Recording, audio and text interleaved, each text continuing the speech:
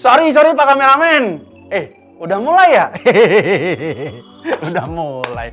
Oke teman-teman, jadi kita akan melaksanakan sebuah pesta. Pesta yang tidak biasa. Datang tak diundang, pulang tak diantar. Bukan pesta yang itu. Pesta yang membuat kita menjadi agak-agak nge-fly gitu deh. Enggak juga. Kita adalah pesta yang mensana corpore sano, bener gak sih? In corpore sano, ya. Adalah pesta pekan olahraga nasional. Oleh karena itu dalam episode kali ini kita akan lebih banyak kulik tentang PON. Langsung saja kita gas!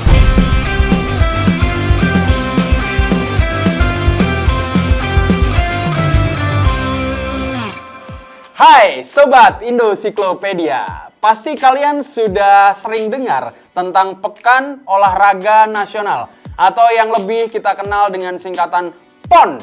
Berapa PON berat badan kamu? Gak bercanda.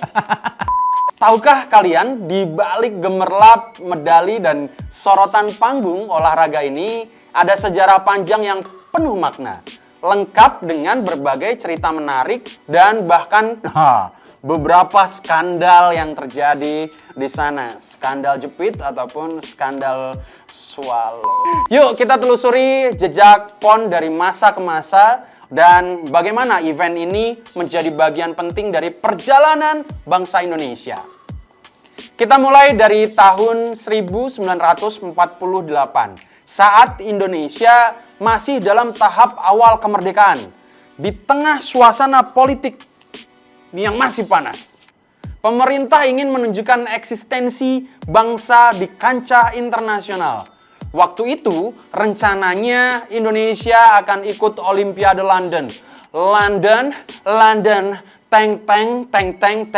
Teng.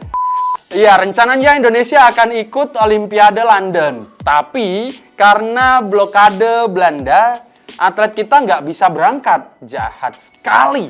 Tidak apa-apa, tapi sekarang kita sudah merdeka. Inilah yang memunculkan gagasan, karena tadi ada blokade di Belanda, ada gagasan untuk membuat event olahraga nasional yang pertama. Daripada kita dijegal, ya udahlah, kita bikin sendiri. Dan dari situlah lahir PON.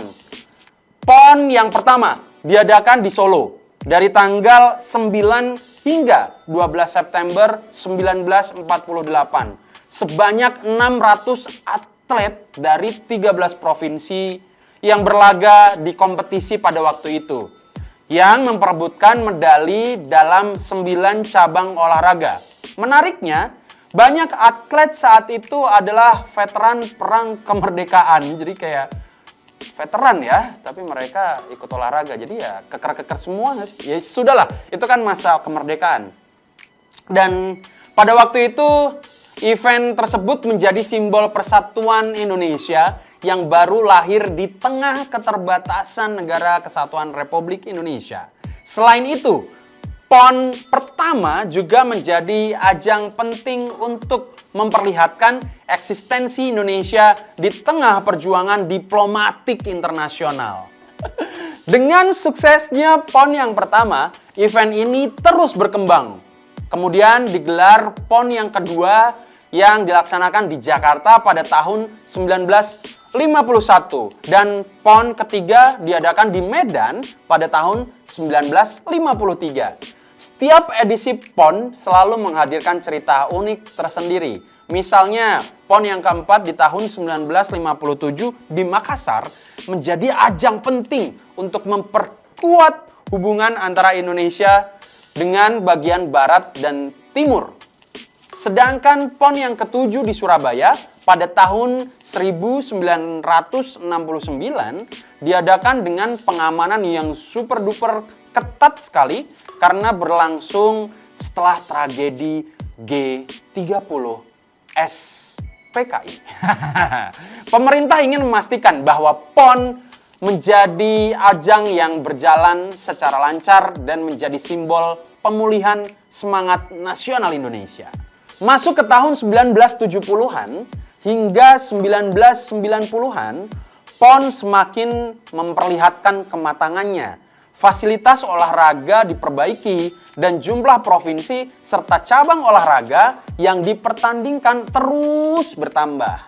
Namun, tidak semua berjalan secara mulus. Pada PON yang ke-15 di Surabaya tahun 2000, muncul isu pengaturan pertandingan. Beberapa atlet dan ofisial diduga terlibat dalam skandal pengaturan skor yang sempat memicu kehebohan di media dan menjadi perhatian publik. Wow, ada pengaturan skor di PON. Ini menarik sekali sebagai sebuah skandal.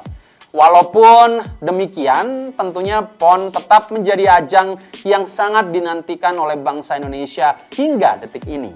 Kemudian, masuk di era 2000-an, PON menjadi semakin spektakuler.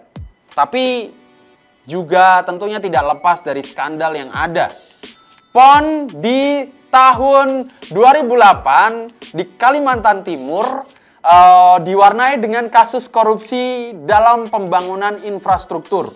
Wow, terjadi penggelembungan dana untuk proyek stadion dan venue pertandingan yang tentunya menjadi isu yang mencoreng pelaksanaan PON pada saat itu.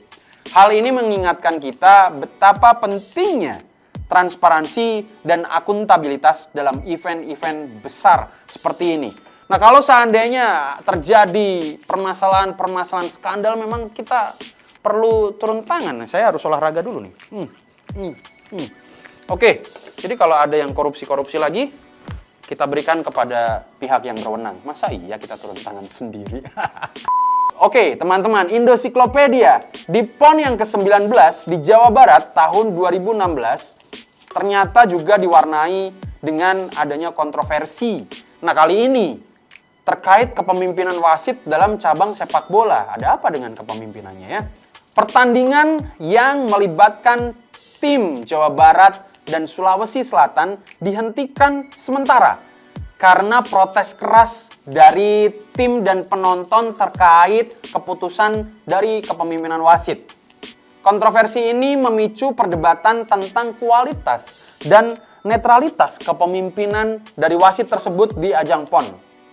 Namun, terlepas dari semua tantangan itu, PON tetaplah PON yang harus tetap berjalan dan bahkan harus berkembang terus-menerus. Karena tentu saja ini sebagai martabat dan kredibilitas bangsa Indonesia. Nah, di PON Papua tahun 2021 yang berlangsung di tengah COVID-19 atau COVID-19, ini menjadi salah satu edisi paling bersejarah. Kenapa? Karena meskipun dihadapkan pada berbagai masalah logistik dan pembatasan akibat pandemi, Papua berhasil menyelenggarakan PON dengan sukses. PON ini juga menjadi simbol bahwa Papua tidak hanya kaya akan budayanya, tetapi juga mampu menjadi tuan rumah event olahraga besar di Indonesia. Dari PON pertama sampai saat ini, kita sudah melihat lebih dari 20 edisi PON digelar. Dari 9 cabang olahraga di PON pertama, kini ada banyak sekali teman-teman. Lebih dari 50 cabang olahraga yang dipertandingkan. Tak hanya itu, jumlah atlet juga meningkat pesat. Dari 600 peserta di PON pertama menjadi puluhan ribu di era modern saat ini. Event ini kini bukan hanya tentang olahraga, tetapi juga menjadi festival budaya dan ekonomi yang mempertemukan berbagai daerah di Indonesia. PON juga membawa dampak positif bagi tuan rumah. Setiap kali event ini digelar, pemerintah daerah mendapatkan dorongan besar dalam pembangunan infrastruktur. Jadi sembari menyelam minum air. Karena dengan adanya infrastruktur yang digelar tersebut, seperti jalan raya, stadion, hotel, hingga pusat kebugaran baru bermunculan. Nah, ini juga membuka banyak lapangan pekerjaan dan tentunya meningkatkan UMKM atau perekonomian lokal. Sebagai contoh, PON Papua tahun 2021 yang bisa ataupun mampu mempercepat pembangunan fasilitas umum di Papua Dan tentunya meningkatkan citra positif provinsi yang satu ini di mata nasional. Selama lebih dari 70 tahun, PON telah melahirkan banyak bintang olahraga nasional yang mengharumkan nama Indonesia di kancah nasional sendiri ataupun internasional. Sejumlah rekor tercipta di ajang ini, mulai dari lari cepat, angkat besi, hingga bulu tangkis. Nah, itu tadi ya, ada berbagai macam sejarah rekor. Namun, PON juga tidak lepas dari tantangan seperti isu doping, di mana beberapa atlet terbukti menggunakan zat yang terlarang untuk bisa meningkatkan performa mereka. Wow, sangat menyedihkan sekali ya. Tapi ya, namanya orang pengen menang kadang-kadang mau melakukan apa saja. Tapi itu tidak bisa dicontoh, teman-teman. Oleh karena itu, hal ini menjadi perhatian serius dari otorita yang bertanggung jawab terhadap olahraga ya, seperti misalnya KONI ataupun Lembaga Anti Doping Indonesia.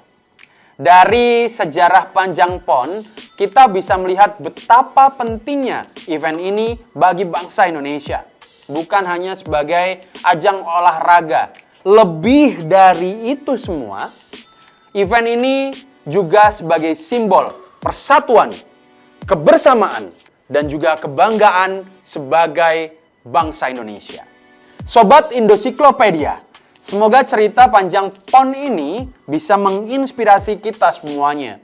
Dan mari kita terus dukung atlet-atlet Indonesia dan bangga menjadi bagian dari perjalanan panjang olahraga nasional kita.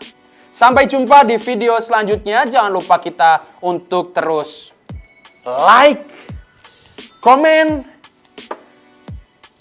subscribe, dan bunyikan loncengnya. Ha!